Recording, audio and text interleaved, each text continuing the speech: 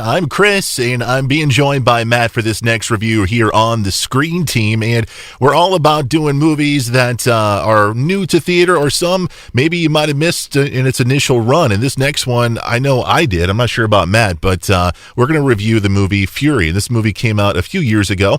It was one of those films that looked really good, got a lot of positive response, but just didn't fit my radar as far as seeing. And we got a chance to see it now, and we're ready to review it for you guys. And we want you to know whether this is something to miss or to watch. And Matt, let's start off with you.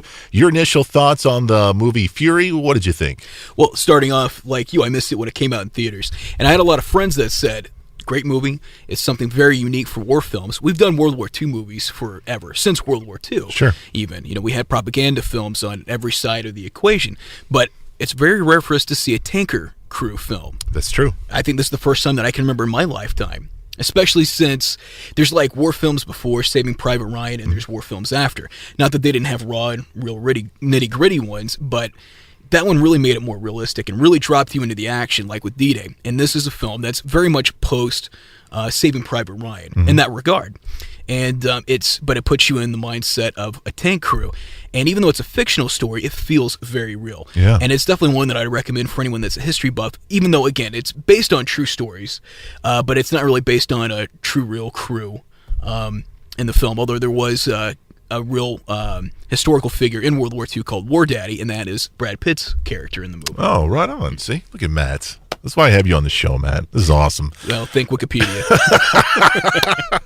It's funny. I don't know if it's on the cover or not, but you see the cover for Fury, and it says something like, the best war film since Saving Private Ryan. And, I don't know if that's true or not, but it definitely feels that way to me. It was a high-quality film. I enjoyed this film so much. Everything you said, Matt, was true. It was gritty. It felt like you were part of that tank team. It felt like you were right there with those guys. And I'm kind of debating whether or not I'm a huge David Ayer fan or not. David Ayer is the guy who directed this film. He also directed Suicide Squad and I believe End of Watch. So End of Watch was okay. And which we reviewed that one, actually. So it's great to review this again with you breaking out the old time's sake. He also directed Training Day with Denzel Washington and Ethan Hawke. I think he wrote that. Oh, he just wrote that. Okay. I think he just wrote it. So he's had some good writing credits. He helped write. He actually did write this and directed it. And a lot of it was also based on his family exploits during World War II and other historical references. So he's definitely very pro-military. This was I wouldn't say a love letter, but it definitely was in a tribute, and speaking of highly, of the troops in the war efforts during World War II. Not that it feels like it's very jingoistic or nationalistic, but it definitely looks at it from a very realistic standpoint. It shows the good, the bad, and the horrific of war. Yeah. And one of the most intense scenes actually happens pretty quickly through the film. Brad Pitt's the lead in the movie, but the story arc really centers around Norm, who's played by, I'm going to butcher his name, but it's Logan Lerman, who played Percy Jackson. Yep. And again, his central story arc is he's a mistaken typist who was trained to type for the military, do communications, but he's sent out to the front in a tank command having no training. He said, I was trained to type 60 words per minute. Right. I wasn't trained to fight or kill. And he wasn't.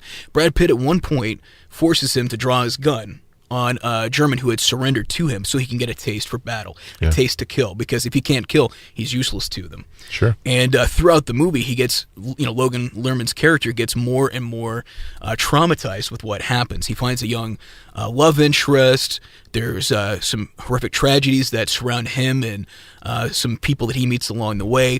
And it's all about how he copes with the new environment that he has that he feels he was mistakenly thrown into. Yeah.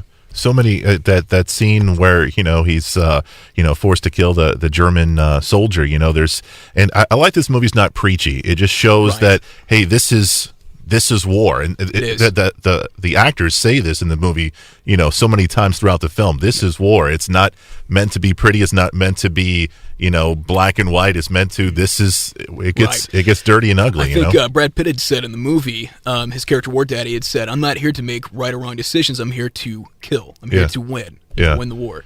I'll get to some of your favorite scenes, but some of my favorite scenes in this film was the scene where the tank squad had to go and rescue some of the soldiers who were not captured, but they were surrounded by German forces. Right. They held up. And they had to go through this field of on fire by the German forces, and just the way that those scenes were shot were beautiful. I'd never seen tank warfare shots, really anything like that before. I thought those scenes were just gorgeous, and I really enjoyed the scenes with the lunch with the German ladies. I thought that was a very talented young German actress whose name escapes me. Let us know in the comments and what I'm missing. But she's a really talented actress, and had a great scene with Logan Lerman's character and with Brad Pitt's character, and it was a really nice reprieve. And I think that Brad Pitt's character understood that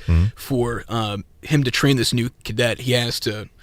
To kind of balance things out for him, so it's not just him completely scarred and frozen in fear. Yeah. And he was given him a nice, light-hearted moment that was quickly interrupted by the crew. Unfortunately, John Bernthal probably gives the best performance, I think, out of the movie as far as the complete transformation of character.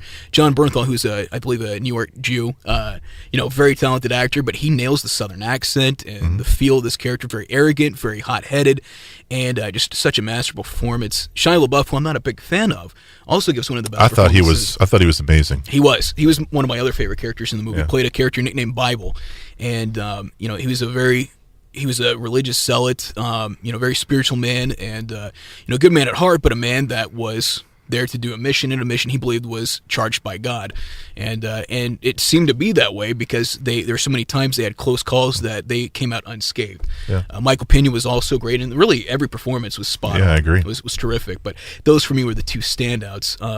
Favorite scenes? Yeah. I love the climax at the end. The other ones we mentioned, the lunch scene.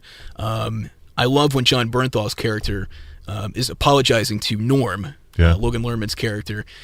He shows kind of a softer side and really a nice range, and he kind of admits that being a war dog, that's all he knows. Yeah. And that's why he can come across the way he says, "I'm not a good man, but you are." Yeah. And that was a really cool, nice peek behind the curtain of his character. And but the climax is such a spectacular show.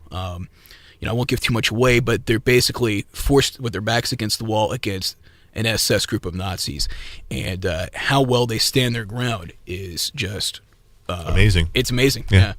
This is a difficult watch, I believe, but is this a movie that you'd want to revisit again and again? Do you feel that way? I wouldn't say again and again. Every few years or so, there's some movies that I think they lose their impact the more you watch them. Some movies get better with repeat viewing. This is one. It's kind of like Platoon and Saving Private Ryan, or The Passion of the Christ, or Apocalypse Now, or just any kind of movie that really drains you and really hard to watch. It's better watched every so often. Right.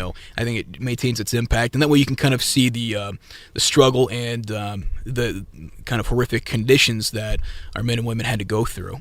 All right, there you go. That's Matt. I'm Chris. The movie we're talking about is Fury, starring Brad Pitt, also Logan Lerman, also Shia LaBeouf, and John Bernthal. Check it out on DVD. Matt, thanks for being on the show. Appreciate you.